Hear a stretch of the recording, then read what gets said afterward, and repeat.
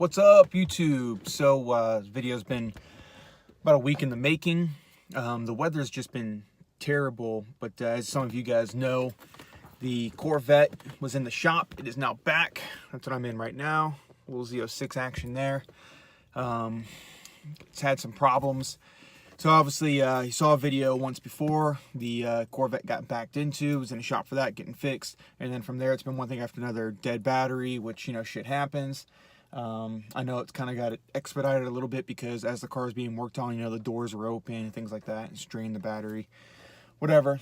And then the damn passenger side window actuator failed. So even after the car got done, it was just in the shop for, you know, another 7 or 8 days, just getting that stuff worked out. But you know what they say, you know, when it rains, it pours. So and actually, you know what, speaking of raining and pouring, so like I said, the weather's been pretty bad here. And I mean bad because it's been raining. But, you know, you really can't complain because even though it was raining, it was in like the 60s. And I'm watching my friends in Pittsburgh getting snowed on and, you know, rain and sleet. So I don't envy that.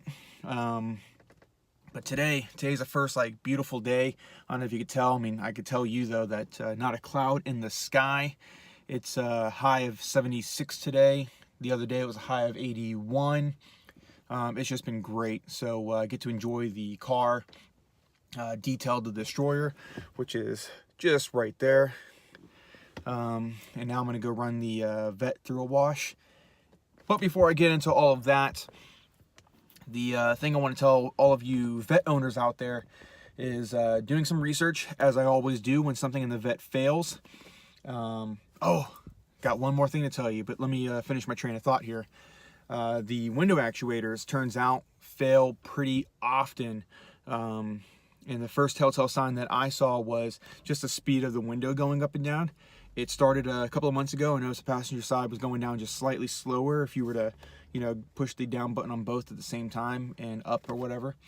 And from there, it just like snowballed really, really quickly.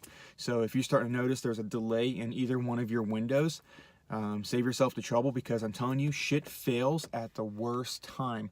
When my window actuator failed, it was pouring down rain. And that's just a bitch. So it's worth the whatever it is, $100-something to order the window actuator, get it installed. You know, obviously, hopefully by a professional, unless you have the means to do it yourself. But don't wait to the last minute.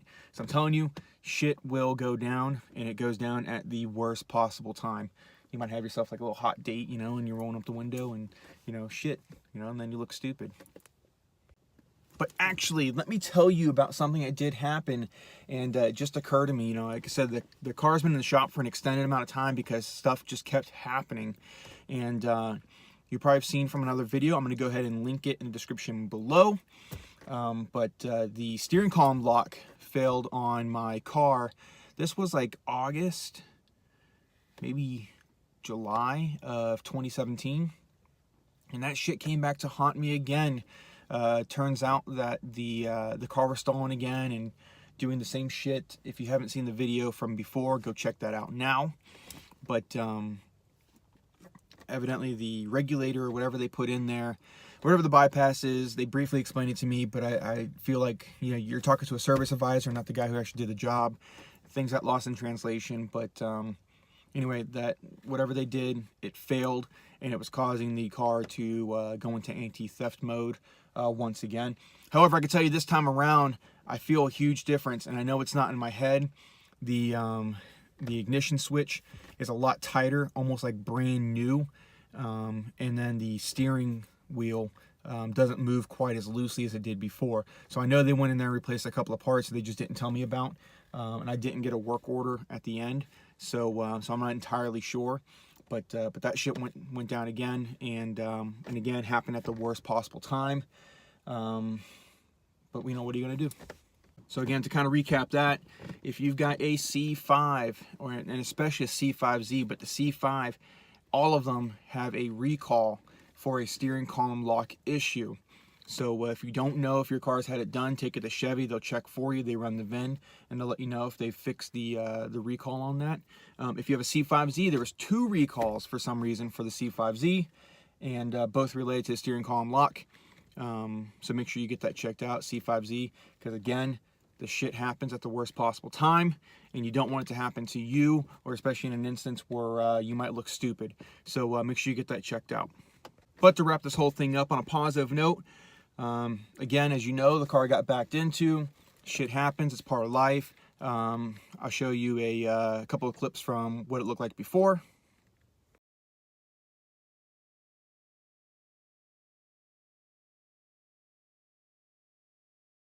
And here's a couple of shots I just took just now. Now, mind you, it just rained last night, so the car's a little bit dirty. In hindsight, I guess I should have taken these shots after I cleaned the car, which I'm gonna go do right now.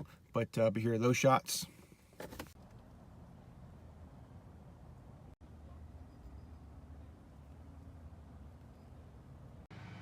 Oh, and by the way, the flip-ups are back. Some of you guys were like trolling the hell out of me for those headlights I had before. Yeah, I kind of liked them, but you know, flip-ups are back, and it does make it a little bit sleeker looking. So back to normal, no more trolling. So much better now. I'm gonna give my guys a plug here. You're gonna see Dwayne at Auto Source Industries, located here in Woodstock, Georgia, conveniently right around the corner from me. Dwayne's a good guy, met him through a friend. And he runs a really good shop. I went and checked him out a couple months back, and I used to work in auto body myself, so he's got this really nice new paint booth that's kind of top of the line right now. So doing great work, and it's very inconspicuous. You know, the shop looks small from the outside, but pretty large on the inside, and Dwayne does a great job. So Dwayne, Auto Source Industries. I'm gonna go ahead and plug his information and details below. That's gonna wrap up today's video, guys, on my C5Z. I'm glad to have it back. I'm gonna go take it for a spin right now and enjoy some of this Georgia weather. So you guys can envy this a little bit. I don't know where you are right now, but if you're in the South, you're loving every bit of it.